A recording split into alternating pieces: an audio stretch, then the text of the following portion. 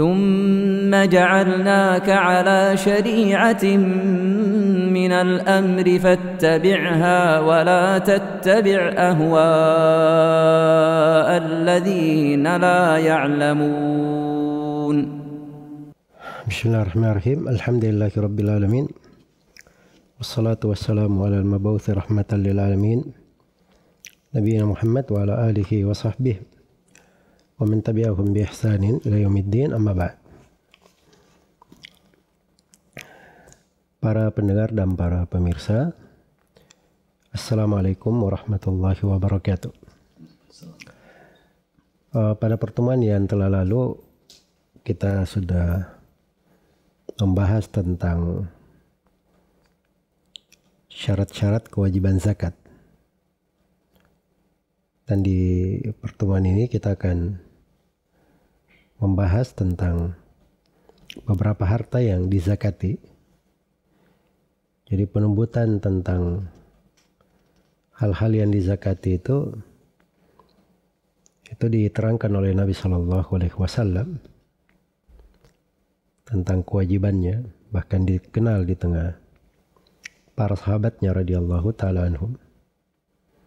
Karena itu di dalam Sahih Al-Bukhari dari Anas bin Malik radhiyallahu anhu bahwa Abu Bakar As-Siddiq radhiyallahu taala anhu itu pernah menulis sebuah surat di mana beliau terangkan hadhihi faridatus sadaqah allati faradaha Rasulullah sallallahu alaihi wasallam 'alal muslimin wallati amara Allahu biha rasulahu sallallahu alaihi wasallam.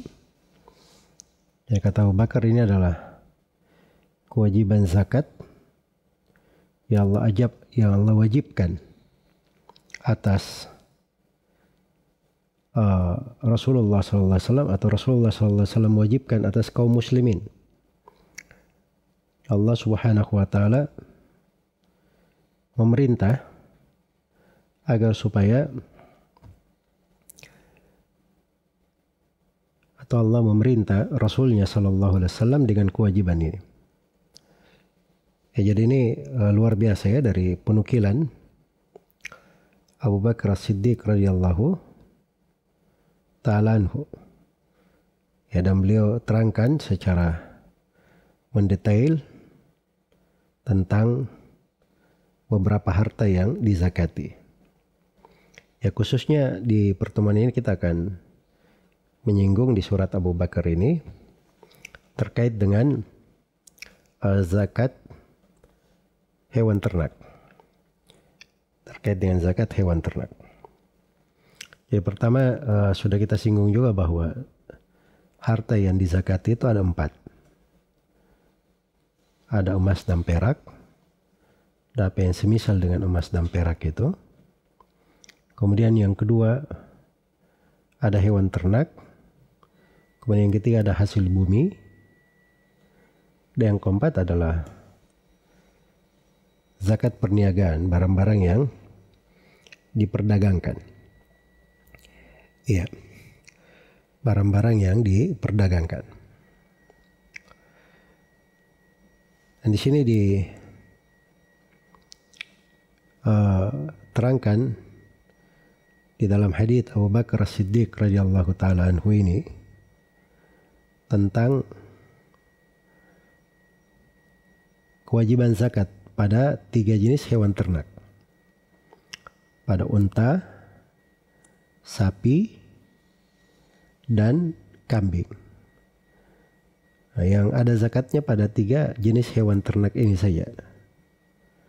Adapun hewan-hewan yang lainnya, misalnya bebek, unggas, angsa, rusa, itu tidak ada kewajiban zakat padanya. Karena tidak masuk pada 3 jenis hewan ini. Itu pun pada 3 jenis hewan ini dizakati dengan syarat bahwa 3 jenis hewan ini adalah hewan yang diternakkan. Hewan yang diternakkan. Karena itu di bahasa hadits Abu Bakar As-Siddiq radhiyallahu taala anhu, itu ketika disebutkan tentang zakat unta, kata beliau, wa fi kulli ibilin sa'imah, dan pada setiap unta yang dikembalakan. Dan ketika disebutkan tentang kambing, wa fi sadaqatil ghanam fi sa'imatiha, dan pada zakat kambing yang digembalakan. Memang disyaratkan harus digembalakan, harus diternakkan. Iya. Adapun kalau misalnya dia hewan liar, dilepas, tidak diternakkan, maka itu tidak ada kewajiban zakatnya. Dari tiga ini. Kemudian yang kedua hewan tersebut dikembalakan kepada kebanyakan tahun. Ya, pada kebanyakan tahun. Jadi misalnya dalam 1 tahun dia selalu dirawat, diberi makan, digembalakan. Nah, itu yang dikeluarkan zakatnya. Baik. Jadi yang dizakati itu 3. Ada unta, sapi, dan kambing. Ya, unta ini nggak ada unta di kita ya. Jadi kita terangkan tentang unta ini sekedar kita tahu ya. Jadi kewajiban zakat pada unta itu bermula dari 5 ekor unta. Kalau dia 4 ke bawah, itu tidak ada zakatnya. Tidak ada zakatnya.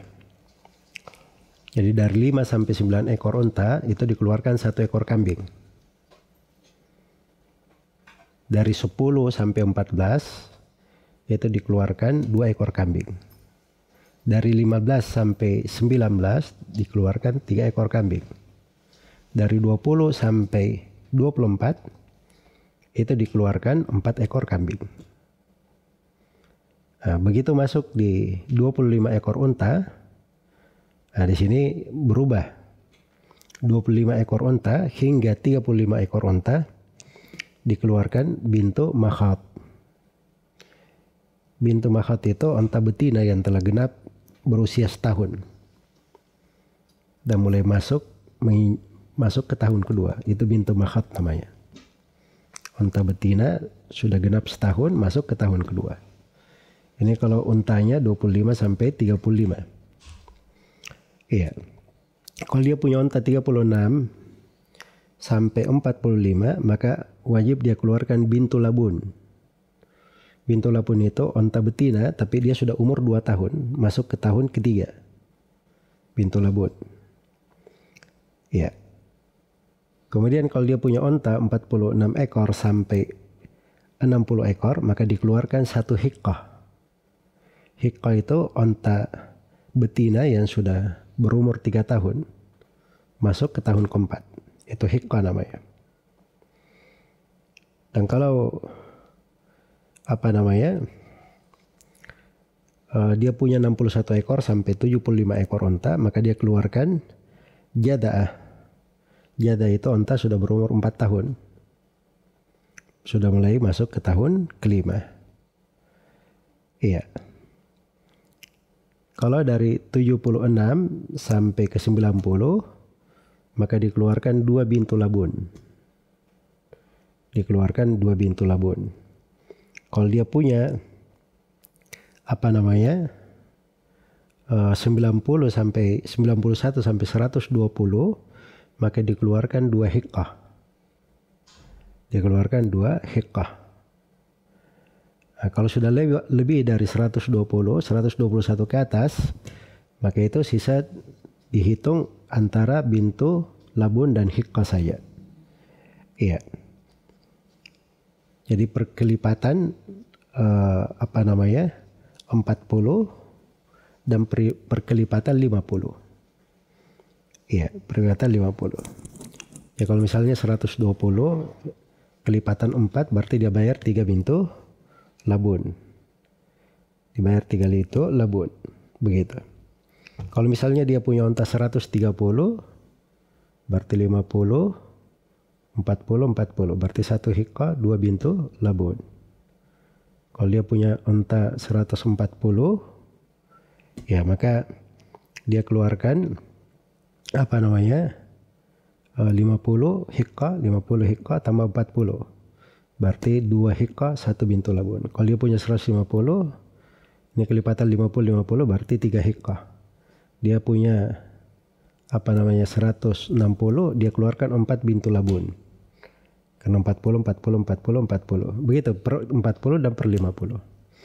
Itu kalau unta. Baik. Selesai terkait dengan unta.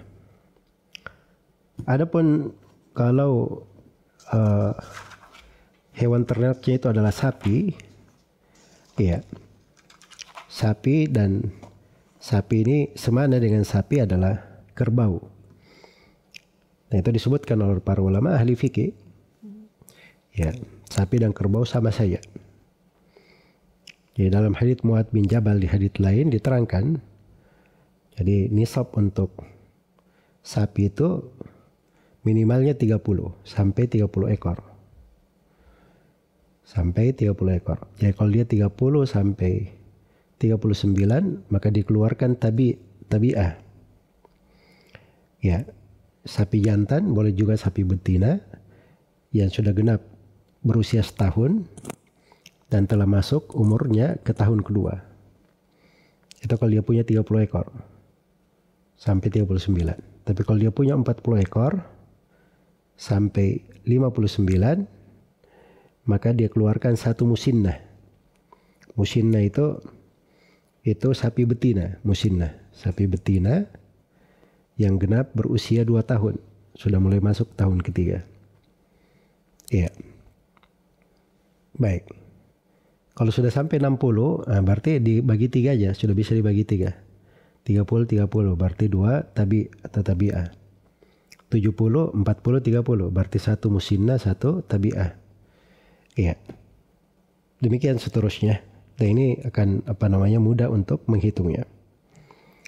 Baik, berikutnya untuk kambing. Kambing ini lebih mudah untuk dihitung. Kambing batasan nisabnya itu paling sedikitnya 40 ekor. Jadi kalau dia punya kambing 40 sampai 120 ekor, keluar 1 ekor kambing. Kalau dia punya 121 sampai 200 ekor, keluar 2 kambing. Kalau dia punya 201 sampai 399, maka dia keluarkan 3 ekor. Iya. Maka dikeluarkan, dia punya 201 sampai 299, keluar 3 ekor. Kalau dia punya 300 sampai 399, keluar 4 ekor. Per 100-nya keluar 1 per 100. Jadi 40 sampai 121. 121 sampai 200, 2. Setelah itu per 100-nya keluar 1 ekor. Untuk per 100-nya. Baik. Jadi ini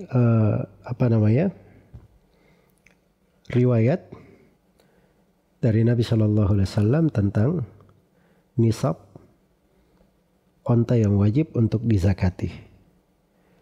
Iya, wajib untuk dizakati. Dan dari sini tampak ya bahwa syariat itu mendetailkan pada harta agar supaya diterangkan dari zakatnya dan dijelaskan oleh Rasulullah Sallallahu Alaihi Wasallam apa saja yang dizakati.